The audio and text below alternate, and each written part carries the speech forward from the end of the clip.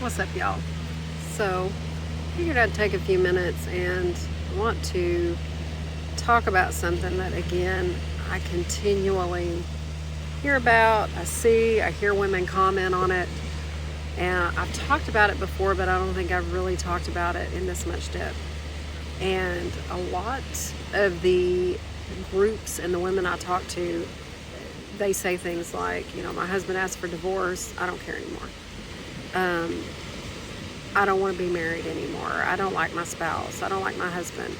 And all of this is during the time frame of menopause.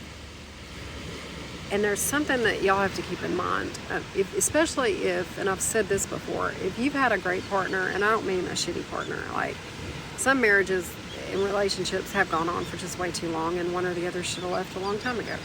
But then there's some that have been really healthy, and I'm not saying they're perfect. My marriage isn't perfect. And there's days my husband and I want to kill each other, and he'll get on my last damn nerve. It's just like he just keeps hitting it. But then a couple hours later, it's like, whatever he was doing is over and done with. And I get on his nerves too. It just is what it is.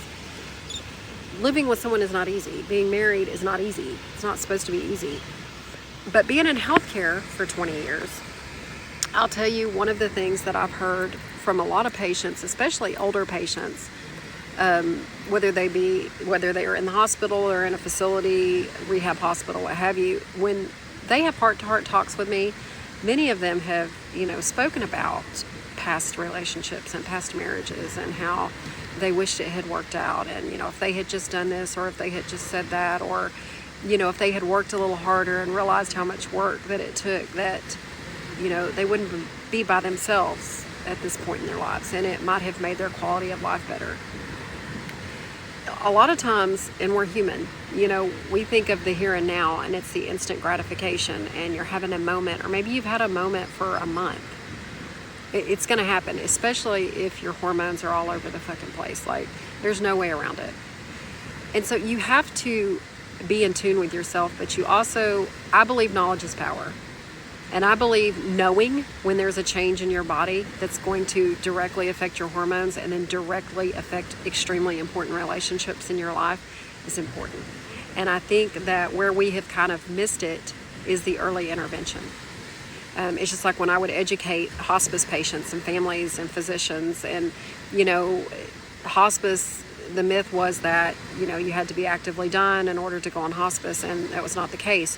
The statement that I used to revert back to was early intervention is always best, because of early intervention in lots of areas in our lives can save us a lot of time, trouble, drama. It can really set the stage for the future. And so if all of us are so quick to quit when we're having a rough time, or when our spouse is having a rough time, what does that really say about you as a person? Like I said, I'm talking about relationships that have been healthy for the most part. Like, you don't just wake up one day and dislike the person that you've liked for 8 years, 10 years, 20 years. It's not the way that works. Most of the time, it's going to happen during menopause. And so the other question that usually follows that is, well, when does menopause end? It doesn't. It doesn't end.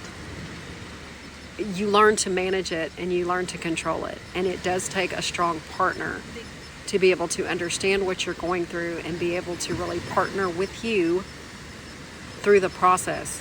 But it also means that if you are the one going through menopause, you have to take the reins and be able to discover what is going to work for you. It doesn't mean that you sit back and your partner just puts up with the bullshit, because it is a lot.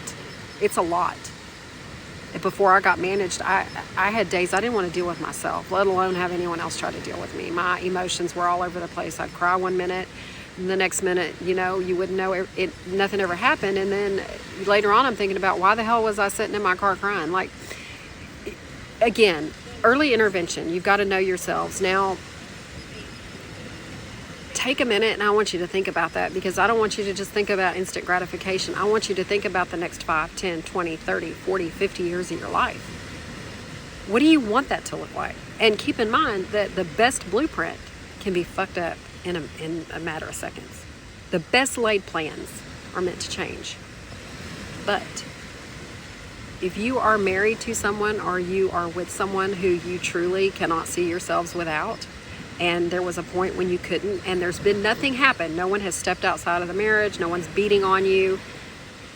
Sit back and think about the statement, I don't care, divorce me, I don't care, let's end it.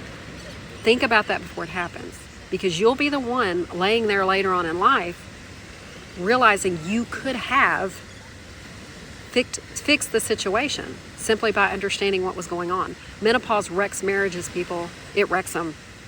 But it's what you don't know about the process and the education and the early intervention that will inevitably end a relationship. I'm going to leave y'all with that. I don't have much longer to enjoy this beautiful scenery before I get on with my day. I'll talk to y'all later.